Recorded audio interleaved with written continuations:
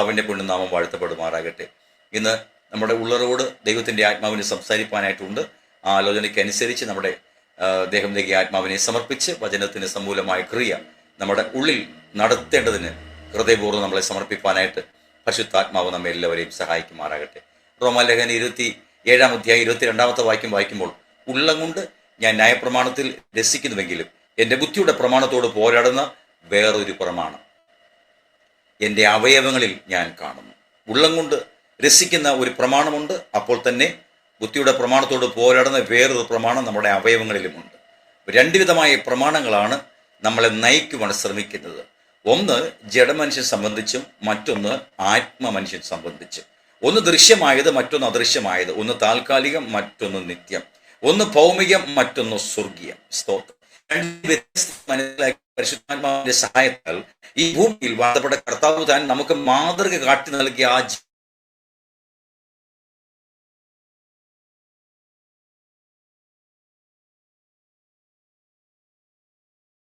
നടന്നതുപോലെ നടക്കേണ്ടതാകുന്നു. യോഹന്നാന്റെ ലേഖനം വായിക്കുമ്പോൾ കാണുവാൻ കഴിയുന്നു 2:6.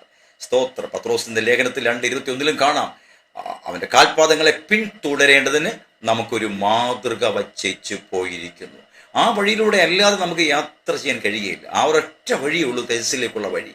ആ വഴിയിലൂടെ സഞ്ചരിക്കുമ്പോൾ മാത്രമാണ് നമ്മൾ തേജസ്കരണം പ്രാപിപ്പാനായി. ഞങ്ങൾ പാർക്കുന്ന ട്രിവാൻഡ്രം ജില്ലയിൽ ഒരു ചെറിയ ഗ്രാമത്തിൽ, കുറ്റിച്ചിൽ എന്ന് പറഞ്ഞ ഗ്രാമത്തിൽ ഞാൻ ഇപ്പോൾ 28 വർഷമായി ഇവിടെ വന്ന് സ്ഥലം കണ്ടെത്തി കർത്താവിൻ്റെ കൃപയിൽ ആശ്രയിച്ച് ഒരു പ്രവർത്തനം ആരംഭിച്ചു. കർത്താവിൻ്റെ കരുണയാൽ ഇവിടെ ഒരു ലോക്കൽ ഒരു സ്വതന്ത്ര സഭ ഇങ്ങനെ നടത്തി വരുന്നു. സ്തോത്രം. 64 കുടുംബങ്ങൾ ദൈവം തന്നിട്ടുണ്ട്. കർത്താവിൻ്റെ പുണ്യനാമം വാഴ്ത്തപ്പെടുമാറാകട്ടെ. ഞങ്ങളെ ഓർത്ത് പ്രാർത്ഥിപ്പിക്കും. ദൈവനാമം വാഴ്ത്തപ്പെടട്ടെ. ഹല്ലേലൂയ. രക്തത്താൽ വചനത്താൽ ജയം. സ്തോത്രം. നമുക്ക് കട്ടിയായിട്ടുള്ള ആഹാരം ഇന്ന് രാത്രി നമുക്ക് ഭക്ഷിക്കാം. സ്തോത്രം. അതുകൊണ്ട് വളരെ ഗൗരവത്തോടു കൂടി വേണം നമ്മൾ കർത്താവിൻ്റെ വചനത്തുമ്പാകെ ആയിരിക്കാൻ. പലപ്പോഴും വായിക്കുകയും ധ്യാനിക്കുകയും കേൾക്കുകയും ചെയ്ത വചനങ്ങളെ ഓർമ്മിപ്പിച്ച് ഉണർത്തുക മാത്രമാണ് എൻ്റെ കടപ്പാട്. സ്തോത്രം. ആ വചനം നമ്മുടെ ഉള്ളിൽ പ്രവർത്തനം നടത്തുവാനായിട്ട് കർത്താവിൻ്റെ കരങ്ങളിലേക്ക് ഏൽപ്പിച്ചു കൊടുക്കാം. സ്തോത്രം. രണ്ട് വിധമായ പ്രമാണങ്ങൾ, സമ്മിശ്രമായ പ്രമാണങ്ങൾ. ഒന്ന് ഉള്ളം കൊണ്ട് രസിക്കുന്ന ഒരു സ്വർഗീയ പ്രമാണം, മറ്റൊന്ന് അവയവങ്ങളിൽ വെളിപ്പെടുന്ന മറ്റൊരു പ്രമാണം. ഒന്ന് സ്വർഗീയം, മറ്റൊന്ന് ലൗകികം. സ്തോത്രം. ഈ രണ്ട് പ്രമാണങ്ങളെ തിരിച്ചറിയുന്നത് സത്യത്തിൻ്റെ ആത്മാവായ ദൈവത്തിൻ്റെ പരിശുദ്ധാത്മാവ് നമ്മുടെ മേൽ വെളിപ്പെടുമ്പോൾ മാത്രമാണ്. സ്തോത്രം. വേദപുസ്തകം മുഴുവനും കാണാപ്പാടമാക്കിയാലും യേശുവിൻ്റെ ജീവിതം എന്തായിരുന്നുവെന്ന് ആർക്കും മനസ്സിലാക്കാൻ കഴിയില്ല. ലോകത്തിൽ ധാരാളം ജ്ഞാനികളുണ്ട്, അല്ലേ? രാഷ്ട്രീയക്കാർ തന്നെ ബൈബിൾ നന്നായിട്ട് പറയുന്ന ധാരാളം രാഷ്ട്രീയക്കാരുമുണ്ട്. പക്ഷെ അവർക്കാർക്കും യേശുവിൻ്റെ ജീവിതം വെളിപ്പെട്ട് കിട്ടിയിട്ടില്ല. അവർക്ക് ആ ജീവിതം വെളിപ്പെട്ട് കിട്ടിയെങ്കിൽ അപ്പോൾ അവർ ആയിരിക്കുന്ന പശ്ചാത്തലം വിട്ട് അവർ പോഷന്മാരായി കർത്താവിൻ്റെ മുഖം ഏറ്റുവാങ്ങുവാൻ ഇടയാകും. എന്നാൽ ഇന്നും ലൗകികമായതിൽ ആശ്രയിച്ച് ഒരു മുമ്പോട്ട് പോകുമ്പോൾ ഓർത്തുകൊള്ളണമേ, പഴയ നിയമവും പുതിയ നിയമവും രണ്ട് പ്രമാണങ്ങളെ വ്യത്യസ്തമായി മനസ്സിലാക്കി ദൈവരാജ്യത്തിൻ്റെ ഉന്നതമായ വെളിപ്പാട് നാം ഗ്രഹിക്കേണ്ടത് വളരെ ആവശ്യമാണ്. സ്തോത്രം. ഒരു വീടിന് രണ്ട് ഭാഗമുണ്ട്, ഒന്ന് ദൃശ്യമായത്, മറ്റൊന്ന് അദൃശ്യമായത്. ആമേൻ. ഒരു വീടിൻ്റെ രണ്ട് ഭാഗം, ഒന്ന് ദൃശ്യമായത്, മറ്റൊന്ന് അദൃശ്യമായത്. അദൃശ്യമായത് അടിസ്ഥാനമാണ്. അവിടെ ആരും മെയിൻ്റനൻസ് വർക്ക് ചെയ്യാറില്ല, പെയിന്റ് അടിക്കാറില്ല. ഒരിക്കൽ പണിഞ്ഞാൽ ആ ഒരൊറ്റ പണിയാണ്. എന്നാൽ വെളിയിൽ അതിൻ്റെ മുകളിലാണ് കെട്ടിടത്തിൻ്റെ പണി ആരംഭിക്കുന്നത്. അതാണ് പുതുനിയമസഭ. ഹല്ലേലൂയ. അവിടെയാണ് മെയിൻ്റനൻസ് വർക്ക് എപ്പോഴും നടക്കുന്നത്. അവിടെയാണ് പ്രതികൂലം ഏറ്റവും ആഹ്ലാദം ഏൽക്കുന്നതും അവിടെ തന്നെയാണ്. സ്തോത്രം. പഴയ നിയമം അടിസ്ഥാനമാക്കിക്കൊണ്ട് സത്യത്തിൻ്റെ ആത്മാവിൽ കൃപയും സത്യവും നിറഞ്ഞ വാഴ്ത്തപ്പെട്ട കർത്താവായ യേശുക്രിസ്തുവിലൂടെ ആരംഭിക്കപ്പെട്ടിരിക്കുന്ന ഈ സ്വർഗീയ പണിയുടെ യാഥാർത്ഥ്യങ്ങളെ ഗ്രഹിപ്പാനായിട്ട് പരിശുദ്ധാത്മാവ് നമ്മെ എല്ലാവരെയും ഒരുക്കുകയും അതിനായിട്ട് സഹായിക്കുകയും ചെയ്യുമാറാകട്ടെ. ദേഹം ദേഹി ആത്മാവെന്ന 3 വിധമായ വ്യവസ്ഥയിലാണ് ദൈവം മനുഷ്യനെ നിർമ്മിച്ചത്. പാപമില്ലാത്ത അവസ്ഥയിലായിരുന്നു ദൈവം മനുഷ്യനെ നിർമ്മിച്ചിരുന്നത്. എങ്കിലും പാപം പിന്നെ വന്ന് കയറിയതാണ്. നമുക്കറിയാം, അനുസരണക്കേട് നിമിത്തം പാപത്തിന്റെ താൽക്കാലിക ഭോഗത്താൽ ബന്ധിതരായി മരണത്തിന് വിധേയപ്പെട്ടു പോയ മനുഷ്യന് തേജസ് നഷ്ടപ്പെട്ടു പോകുവാനിടയായി. ആ തേജസ്സിനെ മടക്കി കൊടുക്കുവാനായിട്ടാണ് വാഴ്ത്തപ്പെട്ട കർത്താവ് ഭൂമിയിലേക്ക് വെളിപ്പെട്ട് വരുവാനിടയായത്. ആ തേജസ്സിനെ മടക്കി കൊടുക്കുവാനായിട്ടാണ്. സ്നാനമേറ്റ് ആയിരക്കണക്കിന് ആൾക്കാർ സഭയിലേക്ക് വരും. ആയിരക്കണക്കിന് ആൾക്കാർ സ്നാനമേറ്റ് ദൈവസഭയിലേക്ക് വരും. എന്നാൽ അവിടെ നിന്നാണ് തേജസ്സിലേക്കുള്ള വഴി ആരംഭിക്കുന്നത്. ഈ വഴി ഇടുക്കുഞ്ഞെരുക്കമുള്ള വഴിയാണ്. ഈ വഴിക്ക് മറ്റൊരു പേരുണ്ട്, ക്രൂശിൻ്റെ പാത എന്ന് പറയും. ഈ പാതയിലൂടെ സഞ്ചരിക്കുന്നവർ വളരെ ചുരുക്കമാണ്. ഈ വഴി കണ്ടെത്തുന്നവരും ചുരുക്കമാണ്. വിളിക്കപ്പെട്ടവർ ധാരാളം, തിരഞ്ഞെടുക്കപ്പെടുന്നവർ ചുരുക്കം എന്ന് നാം കാണുന്നു. ദാനിയേലിന്റെ ഭാഷയിൽ പറഞ്ഞാൽ ചിലർ നിത്യജീവനായും മറ്റു ചിലർ നിത്യലജ്ജയ്ക്കും നിത്യനിന്ദയ്ക്കുമായി ഉണരും എന്ന് അറിഞ്ഞുകൊള്ളണം. ഇവിടെ നിത്യലജ്ജ ഉണ്ടാകുന്നത് ഇവിടുത്തെ ഹിന്ദുക്കൾക്കൊന്നുമല്ല കർത്താവിന്റെ പ്രത്യക്ഷതയെങ്കിൽ. കാരണം അവർ കർത്താവിനെ അറിഞ്ഞിരുന്നില്ലല്ലോ. ലജ്ജ ഉണ്ടാകുന്നത് ആർക്കാണ്? കർത്താവിനെ അറിഞ്ഞിട്ടും കൽപ്പിതങ്ങളും ചട്ടങ്ങളും പ്രമാണിച്ചിട്ടും സത്യത്തിന്റെ പരിജ്ഞാനം ഏറ്റുവാങ്ങിയിട്ടും ലോകത്തെയും ലോകത്തിലുള്ളതിനെ സ്നേഹിച്ചുകൊണ്ട് ലോകത്തിന്റെ ജനതകൾ ജീവിക്കുന്നത് പോലെ ജീവിച്ച് സത്യവചനത്തിന് നിർമാല്യമായ പ്രവൃത്തി നമ്മുടെ ഉള്ളിൽ നടക്കുവാൻ കൂട്ടാക്കാത്ത അവസ്ഥയിൽ മുൻപോട്ട് പോയ ജഡികരായ മനുഷ്യരാണ്, വീണ്ടെടുക്കപ്പെട്ടവരിൽ ജഡികരായി ജീവിക്കുന്നവരാണ് അവന്റെ പ്രത്യക്ഷതയെങ്കിൽ ലജ്ജയോടുകൂടെ ഉണരാൻ വേണ്ടി പോകുന്നത്. അപ്പോൾ നാം ഇതിൽ ഏത് കൂട്ടത്തിലായിരിക്കും? സ്തോത്രം. വളരെ സഗൗരവം ഈ നാളുകളിൽ നമ്മുടെ മുമ്പോട്ടുള്ള ജീവിതയാത്ര സൂക്ഷ്മമായി പരിശോധിച്ച് നമ്മുടെ ഉള്ളിൽ ഒരു പണി, നിരന്തരമായ ഒരു പണി, രൂപാന്തരത്തിന്റെ ഒരു പണി, സ്തോത്രം, തന്റെ സ്വരൂപത്തിലൂടെ അനുരൂപപ്പെടുന്ന ഒരു പണി എന്നിൽ നടക്കുന്നുവോ? ഓരോ ദിവസവും നാം ടെസ്റ്റ് ചെയ്യണം. എൻ്റെ ജീവിതത്തിൽ പണി നടക്കുന്നുണ്ടോ? രൂപാന്തരത്തിന്റെ പണി എന്നിൽ നടക്കുന്നുണ്ടോ? ഓരോ ദിവസം നമ്മൾ തന്നെ ശോധന കഴിക്കണം. സ്തോത്രം. ഹല്ലേലൂയ. ദൈനംദിന ജീവിതത്തിൽ അത് പരിശോധിക്കണം. എന്നിൽ രൂപാന്തരം നടക്കുന്നുണ്ടോ? അവന്റെ സ്വരൂപത്തോട് അനുരൂപപ്പെടുന്ന ഒരു രൂപാന്തരം. വീണ്ടെടുക്കപ്പെട്ട നാൾ മുതൽ നമ്മുടെ ആത്മാവ് ശരീരം വിട്ട് പിരിയുന്ന കാലഘട്ടം വരെയും പരിശുദ്ധാത്മാവിന്റെ പ്രോസസ്സിങ് നടന്നുകൊണ്ടേയിരിക്കും. സ്തോത്രം. എന്നാൽ ആ വചനം ദൈവദാസന്മാരോട് ദൈവം നമുക്ക് നൽകുമ്പോൾ ആ വചനം ആയുധമാണ്. സ്വരൂപത്തോട് അനുരൂപപ്പെടുവാൻ തടസ്സം നിൽക്കുന്ന ഭൗമികവും ജഡിലവും പൈശാചികവും ആദാമ്യവുമായ മൂടുപടങ്ങളെ വലിച്ചു കീറുവാൻ ശേഷിയുള്ളതാണ് ദൈവത്തിന്റെ വചനം. ആ വചനം ദാസന്മാർ നമുക്ക് നൽകുമ്പോൾ അത് സ്തോത്രത്തോടുകൂടെ ഏറ്റുവാങ്ങി ആ വചനം ആയുധമാക്കി ധരിച്ചുകൊണ്ട് ആ മൂടുപടത്തെ വലിച്ചു കീറി തേജോമയനായി വാഴ്ത്തപ്പെട്ട കർത്താവായ യേശുക്രിസ്തുവിന്റെ സ്നേഹത്തിന്റെ ഉന്നതയിലേക്ക് പ്രവേശിപ്പാനായിട്ട് സ്വർഗ്ഗസ്ഥ പിതാവ് നമ്മെ എല്ലാവരെയും ഒരുക്കുകയും അതിനായിട്ട് ശക്തീകരിക്കുകയും സഹായിക്കുകയും ചെയ്യുമാറാകട്ടെ. മാറാനാഥ നമ്മുടെ കർത്താവ് വരുന്നു. പാപക്ഷമ പ്രാപിച്ച ശേഷം നാം എല്ലാവരും സ്വർഗീയന്മാരാകുവാനുള്ള യാത്രയിലാണ്. പാപക്ഷമ എന്ന് പറയുമ്പോൾ നാം സ്നാനമേറ്റ് കഴിയുന്ന ഉടനെ നമുക്ക് ആദ്യം ലഭിക്കുന്നതാണ് പാപക്ഷമ. നിങ്ങളുടെ പാപങ്ങളുടെ മോചനത്തിനായി ഓരോരുത്തരും യേശു ക്രിസ്തുവിന്റെ നാമത്തിൽ സ്നാനമേൽപ്പി. അപ്പോൾ പാപക്ഷമ ലഭിച്ചു കഴിഞ്ഞ ഉടനെ നമ്മൾ പരിശുദ്ധാത്മാവിനെ പ്രാപിച്ച് സ്വർഗീയന്മാരാകുവാനുള്ള ഒരു യാത്രയാണ്. സ്തോത്രം. കനാൻ ദേശത്തേക്ക് മിസ്രൈമി ദേശത്ത് നിന്നും ഏകദേശം 40 ദിവസത്തെ വഴിദൂരം മാത്രമേ ഉള്ളൂ. പക്ഷേ 40 ദിവസത്തെ വഴിദൂരം ഉണ്ടായിരിക്കെ ആ ജനത്തിന് ദൈവം തെരഞ്ഞെടുത്ത് കൊടുത്ത വഴി 40 വർഷത്തെ വഴിദൂരമുള്ള ഒരു യാത്രയാണ്. എന്തുകൊണ്ടാണ്? ആ യാത്ര ചുറ്റിയുള്ള യാത്ര. ആ യാത്രയിലാണ് അവരിലെ ആദാമ്യ അവസ്ഥകളെല്ലാം അസ്തമിക്കപ്പെട്ടിട്ട് ക്രിസ്തു അവർക്ക് വെളിപ്പെട്ട് കിട്ടേണ്ട യാത്രയാണത്. സ്തോത്രം. നമ്മുടെ ഒരു പുരുഷായുസ്സ് മുഴുവൻ ഏകദേശം വേണ്ടിവരും നമ്മുടെ വാഴ്ത്തപ്പെട്ട ക്രിസ്തുവിനെ പോലെ നമുക്കായി തീരുവാനായിട്ട്. സ്നാനമേറ്റ 5-6 ഉപവാസ പ്രാർത്ഥന കൊണ്ട് നമുക്ക് ഈ ജഡത്തെ ജയിക്കുവാൻ കഴിയുന്നതല്ല. ലോകം, ജഡം, പിശാച്, 3 ത്രിമൂർത്തികളെ നമ്മൾ ജയിക്കണം. ജയിക്കുന്നവന് ഞാൻ മറന്നിരിക്കുന്ന മന്ന കൊടുക്കും. ഈ 3 ശക്തിയും നമ്മൾ ജയിക്കണം. സ്തോത്രം. ലോകം, ജഡം, പിശാച്, ഇതിനെയൊക്കെ ജയിക്കുക. ഈ ജഡം എന്ന് പറഞ്ഞാൽ ഒരു വല്ലാത്ത സാധനമാണ്. ഇവനെ ഒതുക്കാൻ വളരെ പ്രയാസമുള്ള കാര്യമാണ്. ഇവനെ ഒതുക്കണം. നിരന്തരം തഴക്കത്താൽ അഭ്യസിക്കപ്പെട്ട ഇന്ദ്രിയങ്ങളുള്ളവരായി പ്രായം തികഞ്ഞവർക്കാണ് കട്ടിയായിട്ടുള്ള ആഹാരം. അപ്പോൾ ഇത് നിരന്തരം പോരാടി ഇവനെ ഒതുക്കണം. ഇവന്റെ രാഗമോഹങ്ങളോടുകൂടെ ദണ്ണിപ്പിച്ച് അടിമയാക്കണം. നമ്മുടെ ആത്മാവിൽ വെളിപ്പെടുന്ന ദൈവഹിതങ്ങളുണ്ട്, നമ്മുടെ ദേഹിയിൽ വെളിപ്പെടുന്ന സാത്താന്യഹിതങ്ങളുമുണ്ട്. നമ്മുടെ ഉള്ളിൽ ഒരു ആഗ്രഹം ഗർഭം ധരിക്കുമ്പോൾ ഇത് നമ്മളിലെ ആത്മമനുഷ്യനിൽ ഉണ്ടായതാണോ നമ്മളിലെ ജഡമനുഷ്യനിൽ വെളിപ്പെട്ടതാണോ എന്ന് തിരിച്ചറിയാൻ കഴിയാതെ പലപ്പോഴും അതിനെ സ്വാർത്ഥകമാകുവാൻ, അതിനെ നമ്മുടെ ജീവിതത്തിൽ യാഥാർത്ഥ്യമാകുവാൻ തക്കവിധം പലരും ഉപവാസവും പ്രാർത്ഥനയ്ക്ക് നടത്താറുണ്ട്. പ്രിയമുള്ള സഹോദരങ്ങളെ, ഇന്ന് രാത്രി ഞാൻ നിങ്ങളെ പ്രബോധിപ്പിക്കുന്നത്, ഉള്ളിൽ ഒരു ആഗ്രഹം ഉണ്ടാകുമ്പോൾ നമ്മുടെ ദേഹിയിൽ വെളിപ്പെട്ട സാത്താന്യ ഇച്ഛയാണോ നമ്മുടെ ആത്മാവിൽ വെളിപ്പെട്ട ആത്മനിയോഗമാണോ എന്ന് തിരിച്ചറിയാൻ കഴിയണം. സ്തോത്രം. തിരിച്ചറിയാൻ കഴിഞ്ഞതിന് ശേഷം മാത്രമേ അതിനുവേണ്ടി ഒരു ചുവട് മുമ്പോട്ട് വയ്ക്കാവൂ. അല്ലെങ്കിൽ വാഗ്ദത്വം അനുഗ്രഹമാണെന്ന് പറഞ്ഞ് നമ്മൾ പല കാര്യങ്ങൾ ദൈവമക്കൾ അനുഭവിച്ചിട്ട് ആദ്യം വാഗ്ദത്തമാണ്, സന്തോഷമാണ്, കർത്താവ് ഇത് എന്നോട് പറഞ്ഞ കാര്യമാണെന്ന് പറഞ്ഞ് സന്തോഷിച്ച് സഭയിൽ എന്നിട്ട് സാക്ഷ്യവും പറഞ്ഞ് പല കൺവെൻഷനിന് പോയി സാക്ഷിയൊക്കെ പറഞ്ഞിട്ട് ഒരു 5-6 കൊല്ലം കഴിയുമ്പോൾ തല ഉയർത്തുവാൻ കഴിയാതെ, അല്ലെങ്കിൽ 5 കൊല്ലം മുമ്പ് വാഗ്ദത്തമാണ്, ദൈവമാണ് എനിക്ക് ചെയ്തതെന്ന് പറഞ്ഞ അതേ വിഷയം തന്നെ ഇത് തിരിഞ്ഞു വന്ന് പാമ്പായി കൊത്തുന്നത് പോലെ അനുഭവങ്ങൾ നിമിത്തം 5-10 വർഷം കഴിയുമ്പോൾ എത്ര ദൈവമക്കളാണ് ലോകത്തിന്റെ വിവിധ രാജ്യങ്ങളിൽ കരയുന്നത്.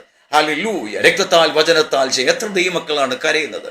സ്തോത്രം. ഒരിക്കൽ വാഗ്ദത്തമാണെന്ന് പറഞ്ഞ വിഷയം അതേ വാഗുണ്ട് 5-10 കൊല്ലം കഴിയുമ്പോൾ ഇത് വാസ്തവത്തിൽ ദൈവഹിതമായിരുന്നുവോ എന്ന് തിരിഞ്ഞ് ചിന്തിപ്പിച്ച് വളരെയധികം ഹൃദയം കഠിനപ്പെട്ട് വിശ്വാസത്തിൽ വളരെയധികം വീഴ്ച സംഭവിച്ച് വേണ്ടതുപോലെ ആരാധിപ്പാനോ സ്തുതിപ്പാനോ സ്തോത്രം കരയറ്റുവാനോ കഴിയാത്ത അവസ്ഥയിൽ ലോകത്തിന് വിവിധ ഇടങ്ങളിൽ എത്ര ദൈവമക്കളാണ് കണ്ണുനീര് കുടിക്കുന്നത്.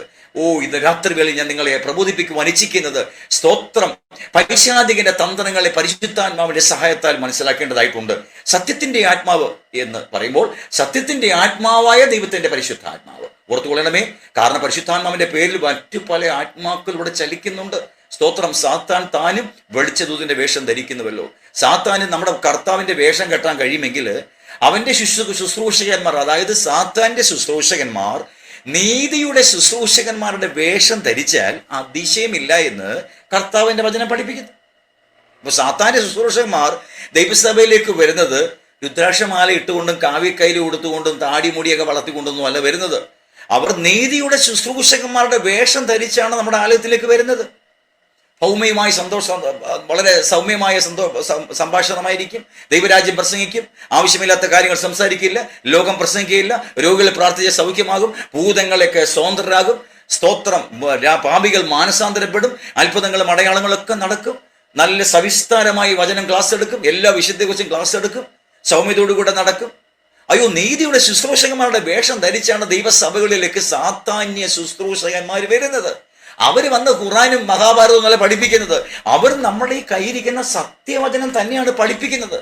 ഈ പഠിപ്പിക്കുമ്പോൾ ഈ പഠിപ്പീരിൽ ഫലങ്ങൾ കാണാം. ശുശ്രൂഷകളിൽ അടയാളങ്ങൾ കാണാം. അത്ഭുതങ്ങളും അടയാളങ്ങളും സംഭവിക്കും. അപ്പൊ പിന്നെ നമ്മൾ എങ്ങനെ തിരിച്ചറിയുന്നത് സാത്താന്യ ശുശ്രൂഷകനാണോ വാഴ്ത്തപ്പെട്ട കർത്താവിന്റെ ശുശ്രൂഷകന്മാരാണോ നമ്മൾ എങ്ങനെ തിരിച്ചറിയും? ഇപ്പൊ രാജവിക്തർ എന്ന ഞാൻ നിങ്ങളോട് സംഭാഷിക്കുകയാണ്.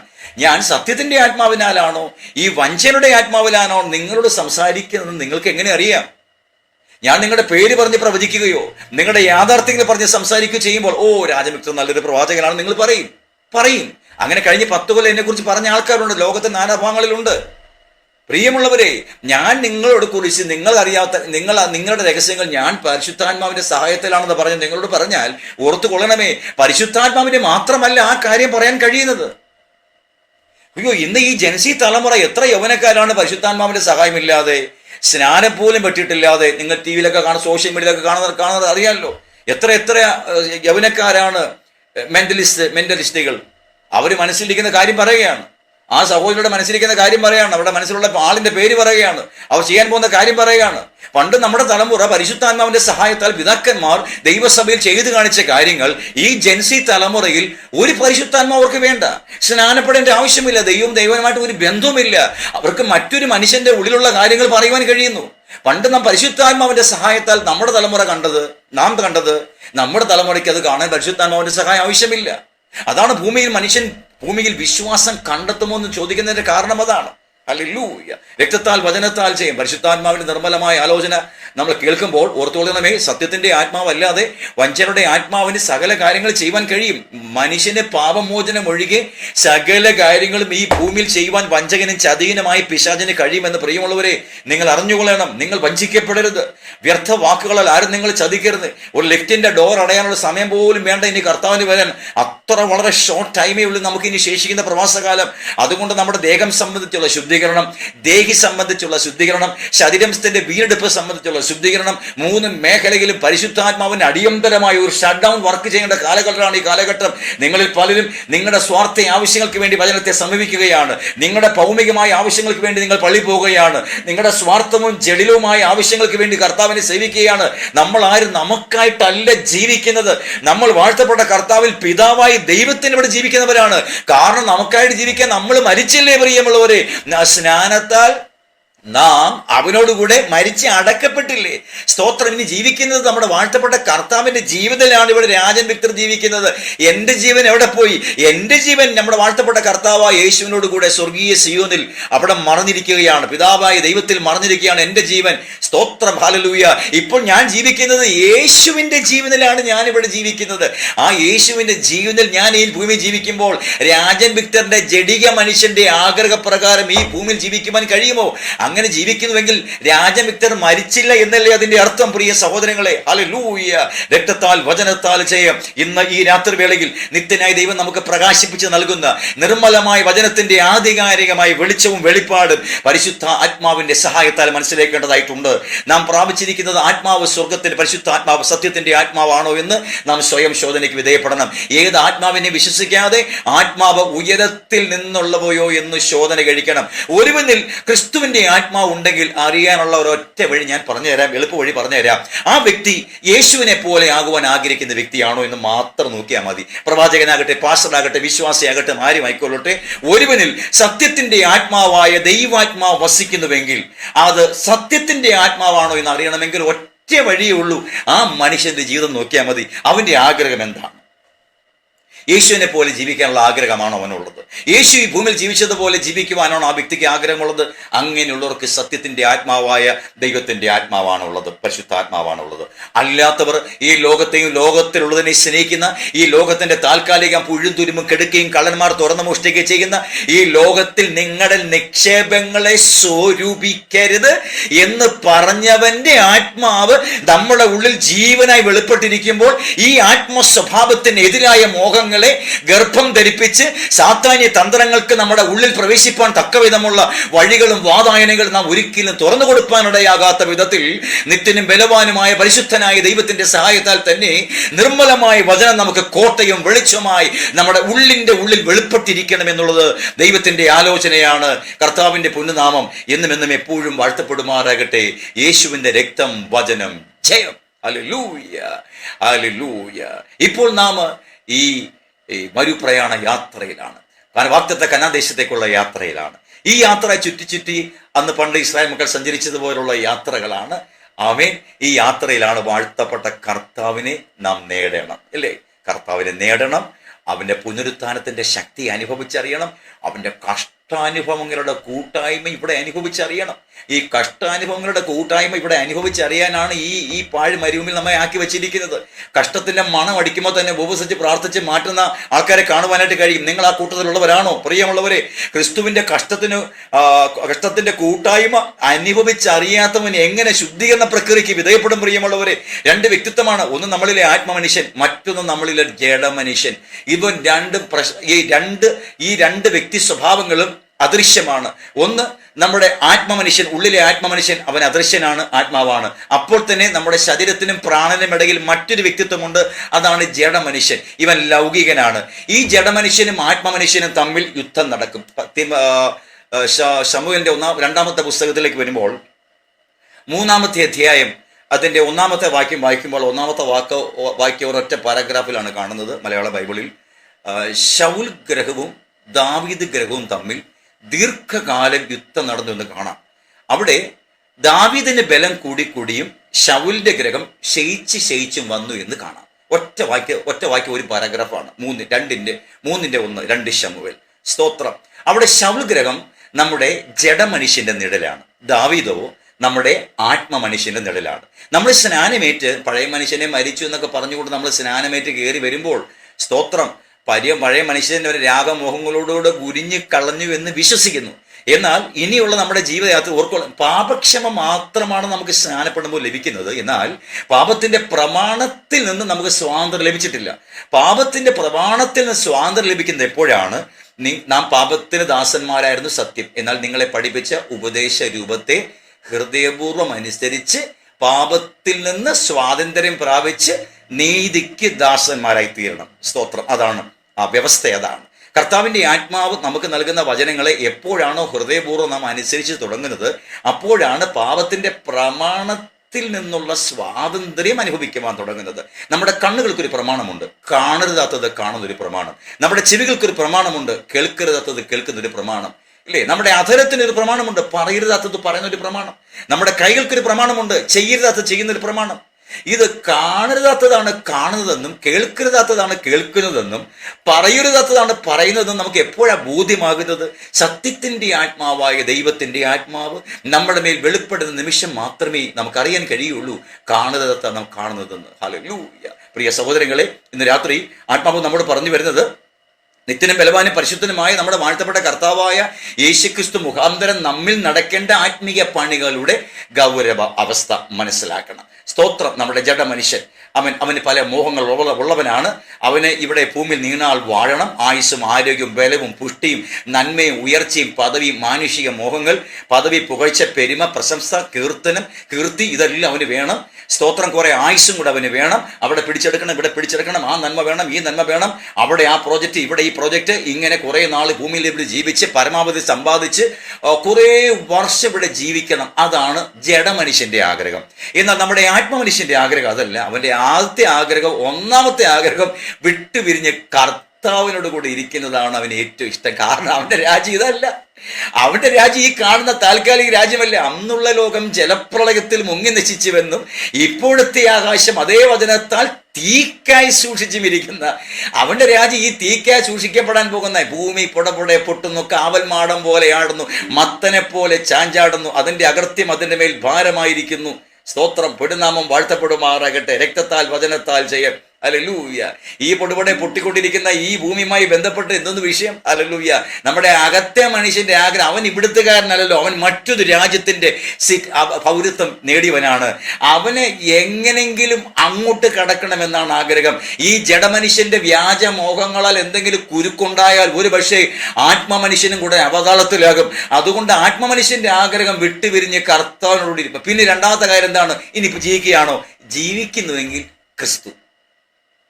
മരിക്കുകയാണോ? യെസ്, എനിക്ക് ലാഭം. ഈ വചനത്തിൻ്റെയൊക്കെ അർത്ഥം ദൈവമക്കൾക്ക് നന്നായി ബോധ്യപ്പെടുമ്പോഴാണ് യേശുവിൻ്റെ ജീവിതം എന്തായിരുന്നുവെന്നും പൗലോസ് എന്ത് കണ്ടിട്ടാണ് ഈ കാര്യം പറഞ്ഞതെന്ന് നമുക്ക് ബോധ്യമാകുകയുള്ളൂ. വചനം കാണാപ്പാഠമാക്കിയാൽ ഈ ജീവിതം നമുക്ക് മനസ്സിലാക്കുവാൻ കഴിയുന്നതല്ല. കാരണം കർത്താവ് ആത്മാവാകുന്നു.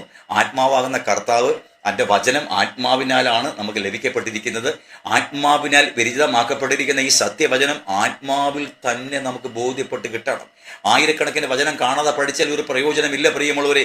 മരിച്ചുപോയ EMS നമ്പൂതിരിപ്പാട് കമ്മ്യൂണിസ്റ്റ് ആരാധ്യനായിരുന്ന മനുഷ്യൻ, അദ്ദേഹം പ്രവചന പുസ്തകങ്ങൾ മുഴുവനും കാണാപ്പാടമാക്കിയ ആളാണ്. എൻ്റെ അറിവ് ശരിയാണെങ്കിൽ ഏകദേശം 3000-ഓളം പുസ്തകങ്ങൾ അദ്ദേഹത്തിന് കാണാപ്പാടമായിരുന്നു. ഭയങ്കര ഒരു വായനശീലമുള്ള മനുഷ്യനായിരുന്നു. എല്ലാ മതഗ്രന്ഥങ്ങളും അദ്ദേഹം മെമ്മറൈസ് ചെയ്തിരുന്നു. പ്രത്യേകിച്ച് ബൈബിളിലെ പ്രവചന പുസ്തകങ്ങൾ മുഴുവൻ അദ്ദേഹത്തിന് കാണാപ്പാടമായിരുന്നു. അദ്ദേഹം കാണാപ്പാടമാക്കിയിട്ടും നൂറുകണക്കിന് മശികയെക്കുറിച്ചുള്ള വചനം അവിടെ വെളിപ്പെട്ടിട്ടും മനുഷ്യകുലത്തിന്റെ സമ്പൂർണ്ണ വീണ്ടെടുപ്പിന് വേണ്ടി സൃഷ്ടിതാവായ ദൈവം ഒരുക്കിയ രക്ഷയെക്കുറിച്ചുള്ള വ്യക്തമായ വെളിപ്പാട് നൂറുകണക്കിന് വചനങ്ങളിലൂടെ ആ ന്യായപ്രമാണത്തിന്റെ ഒടുക്കത്തെ മേഖലയായ പ്രവചന ഗ്രന്ഥങ്ങളിൽ പരിശുദ്ധാത്മാവ് രേഖപ്പെടുത്തിയിട്ട് ആ വചനം കാണാപ്പാടമാക്കിയിട്ടും ആ വാഴ്ത്തപ്പെട്ട മശികയെ ഒന്ന് ദർശിക്കാൻ പോലും കഴിയാതെയല്ലേ അദ്ദേഹം ഈ ഭൂമുഖം വിട്ടുപോയത്. എൻ്റെ ദേശം പണ്ട് കൊട്ടാരക്കരയായിരുന്നു. കൊട്ടാരക്കരയിൽ R ബാലകൃഷ്ണപിള്ള എന്ന് പറയുന്ന മുൻ മന്ത്രി ഉണ്ടായിരുന്നു. അദ്ദേഹത്തിൻ്റെ വല്യമ്മച്ചിയുടെ മടിയിൽ ഇരുന്നാണ് ആ മനുഷ്യൻ വളർന്നത്. അദ്ദേഹത്തിൻ്റെ വല്യമ്മച്ചി ഒരു ക്രിസ്ത്യൻ അനുഭാവിയായിരുന്നു.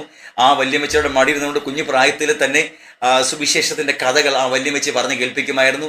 ഒരു 10-15 വയസ്സൊക്കെ ആയപ്പോഴത്തേക്കും അദ്ദേഹം മത്തായി, മർക്കോസ്, ലൂക്കോസ്, യോഹന്നാൻ എല്ലാം അദ്ദേഹത്തിന് നല്ല ബൈഹാർട്ടായി. സ്തോത്രം. അദ്ദേഹം പിൽക്കാലത്ത് എവിടെയൊക്കെ പ്രസംഗിക്കാൻ പോകുമ്പോഴൊക്കെ ക്രിസ്ത്യൻ മീറ്റിങ്ങിന് പോവുകയാണെങ്കിൽ നല്ല നിലയിൽ അദ്ദേഹം സുവിശേഷം പ്രസംഗിക്കുമായിരുന്നു. സ്തോത്രം. ഹല്ലേലൂയ. സുവിശേഷം മുഴുവൻ അദ്ദേഹത്തിന് കാണാപ്പാടമാണ്. ഓർത്തുകൊള്ളു പ്രിയമുള്ളവരെ, 4 സുവിശേഷം അദ്ദേഹം കാണാപ്പാടമാക്കിയിട്ടും രക്ഷ കരസ്ഥമാക്കാതെയാണ് അദ്ദേഹം ഈ ഭൂമി വിട്ടുപോയത്. വചനം കാണാപ്പാടമാക്കിയത് കൊണ്ട് യേശുവിൻ്റെ ജീവിതം ജീവിപ്പാൻ ആർക്കും കഴിയുന്നതല്ല. സത്യത്തിൻ്റെ ആത്മാവായ ദൈവത്തിൻ്റെ ആത്മാവ് എഴുതി നൽകിയിരിക്കുന്ന ഈ വചനം നമുക്ക് ആത്മാവിൽ തന്നെ വെളിപ്പെട്ട് കിട്ടണം. അല്പമേ വേണ്ടു, അല്ല ഒന്ന് മതി. മറിയ നല്ല അംശം തിരഞ്ഞെടുത്തിരിക്കുന്നു. ഒരു വചനമെങ്കിലും നമുക്ക് വെളിപ്പെട്ട് കിട്ടണം എന്ന് പറഞ്ഞാൽ, വചനം വെളിപ്പെട്ട് കിട്ടുക എന്ന് പറഞ്ഞാൽ എന്താണ്? അത് നമുക്ക് ജീവന്റെ ആത്മാവിൻ്റെ പ്രമാണമായിട്ട് മാറുക എന്നുള്ളതാണ്. ആയിരക്കണക്കിന് വചനങ്ങൾ നമ്മുടെ തലച്ചോറിനകത്തുണ്ട്. ഈ തലച്ചോറിനകത്തിരിക്കുന്ന വചനം നമ്മുടെ കഷ്ടകാലത്തിൽ ഒരു വചനവും നമുക്ക് ആശ്വാസം തരില്ല. ഓർത്തുകൊള്ളണമേ പ്രിയമുള്ളവരെ. നമുക്ക് മറ്റുള്ളവർക്ക് കഷ്ടത ഉണ്ടായാൽ നമുക്ക് 100 വചനം പറഞ്ഞ് അവിടെ പോയി ആശ്വസിപ്പിക്കാം. ഹോസ്പിറ്റലിലോ വീട്ടിലോ പോയി ആശ്വസിപ്പിക്കാം. അതേ പ്രശ്നം നമുക്കുണ്ടായാലോ ആ വചനം നമുക്ക് എന്താ ആശ്വാസം നൽകാത്തത്? മറ്റുള്ളവർ നമ്മളോട് വചനം പറയുമ്പോൾ എന്തുകൊണ്ട് വചനത്തിൽ ആശ്വാസം കണ്ടെത്താൻ കഴിയുന്നില്ല? കാരണം എന്താണ്? ആ വചനം എല്ലാം തലച്ചോറിനകത്ത് വന്നതേ ഉള്ളൂ. ഒരു വചനം പോലും ഹൃദയത്തിൽ എഴുതപ്പെട്ടിട്ടില്ല. ഈ വചനം ഹൃദയത്തിൽ എഴുതപ്പെടണമെങ്കിൽ എന്താണ് വഴി? കാണാതെ പഠിച്ച വചനവുമായിട്ട് നമ്മൾ സമയം മെനക്കെടുത്തി കണ്ടെത്തി അല്പം അരമണിക്കൂറെങ്കിൽ അരമണിക്കൂർ കണ്ടെത്തി. ആരും ശല്യമില്ലാത്ത ഒരു സമയം, ആരും നമ്മളെ ശല്യപ്പെടുത്തുവാനില്ലാത്ത, അല്ലെങ്കിൽ ഭാര്യയോ ഭർത്താവോ മക്കളോ അപ്പനോ അമ്മയോ സഹോദരങ്ങളോ കൂട്ടുകാരോ ആരും ശല്യപ്പെടുത്താനില്ലാത്തതും, അപ്പോൾ തന്നെ അധികം ഫോൺ കോൾ വരുവാനിടയില്ലാത്തതുമായ ഒരു സമയം 24 അവേഴ്സിനുള്ളിൽ നാം കണ്ടെത്തുക പ്രിയമുള്ളവരെ.